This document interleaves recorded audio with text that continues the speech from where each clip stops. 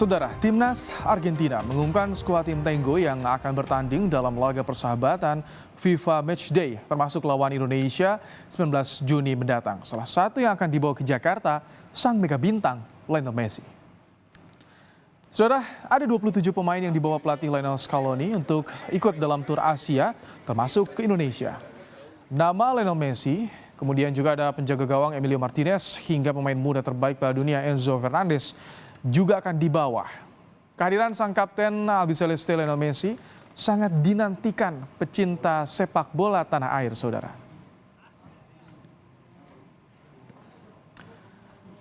Melalui akun Twitter resminya, Argentina mengunggah 27 pemain yang akan dibawa pada tur Asia. Dalam postingan tersebut ada nama Lionel Messi, Angel Di Maria, Enzo Fernandez, juga penjaga gawang terbaik Piala Dunia, Emiliano Martinez.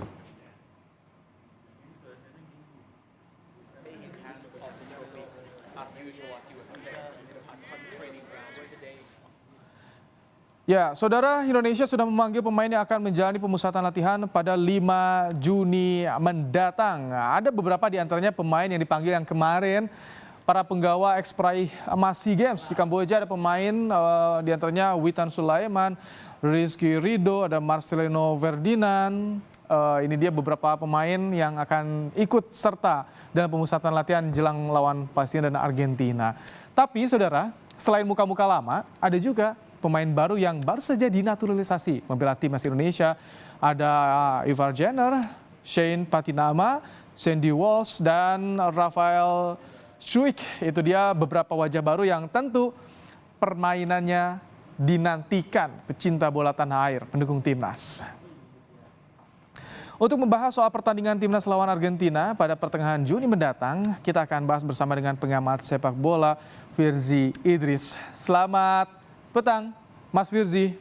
Ya, selamat petang Mas Ibrahim, selamat petang semua. Baik, kita sudah lihat 27 line up Argentina dan juga 26 pemain timnas nih yang sudah dirilis.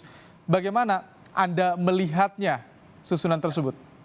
Ya, sebenarnya salut ya buat PSSI dan jajarannya sekarang, karena dari awal diumumin aja ketika PSSI mengumumkan akan mencoba mendatangkan Argentina aja, ya Pak, pasti ada banyak pihak yang sudah skeptis ya. Masa sih juara dunia mau mampir ke tim ranking 145, 151 di dunia gitu.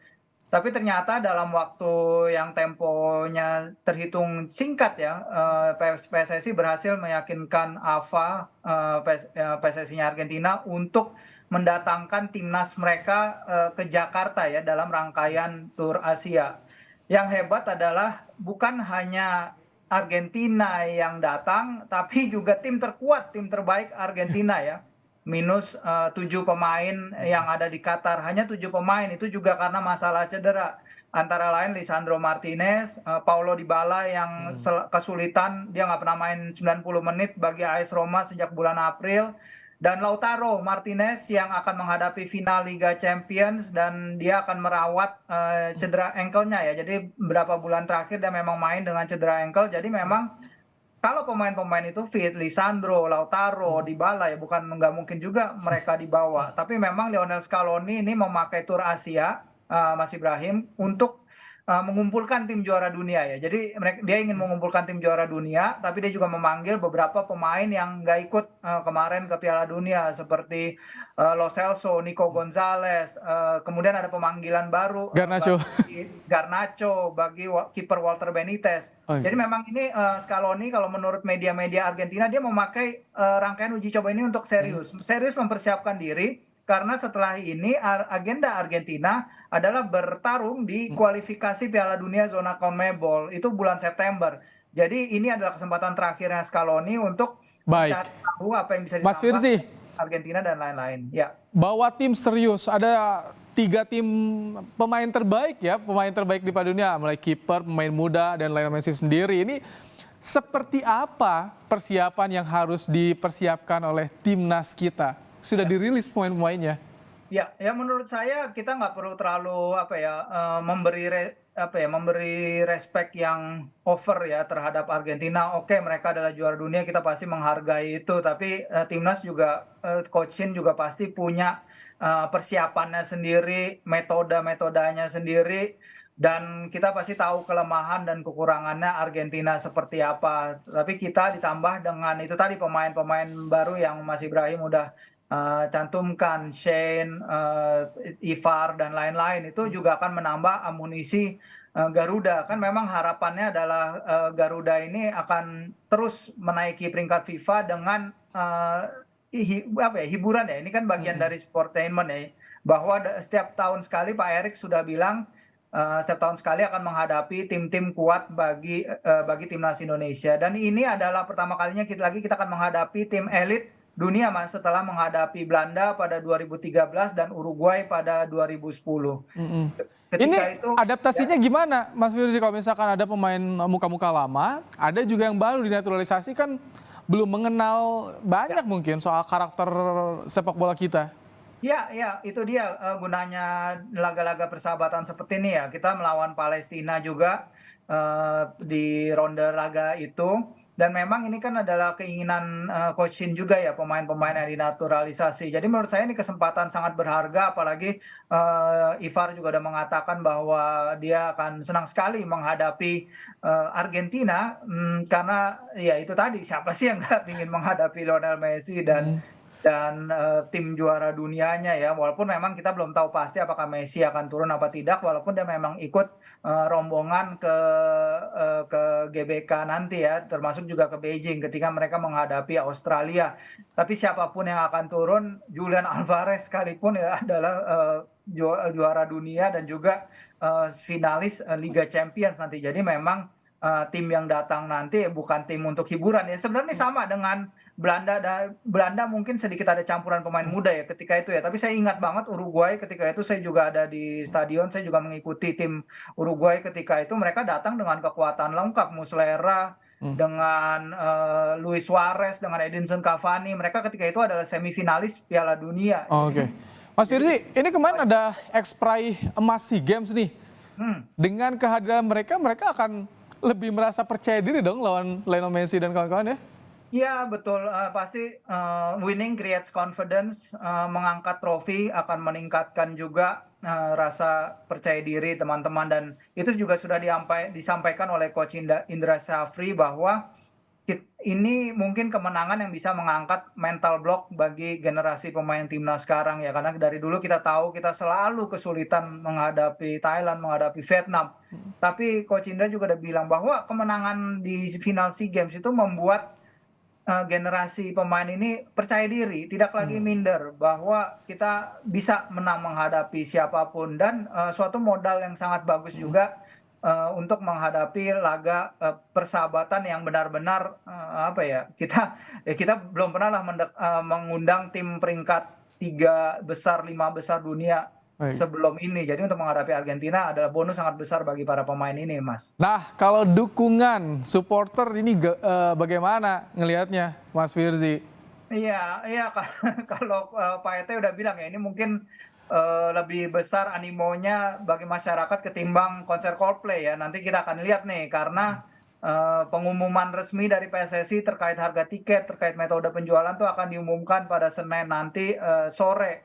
Jadi kita akan lihat mekanismenya seperti apa dan bagaimana cara membeli tiketnya. Karena sejauh ini aja sudah banyak nih yang menanyakan ke saya, Mas Ibrahim, bagaimana cara membeli tiket atau adakah tiket tambahan dan lain-lain. Soal harga terutama ya?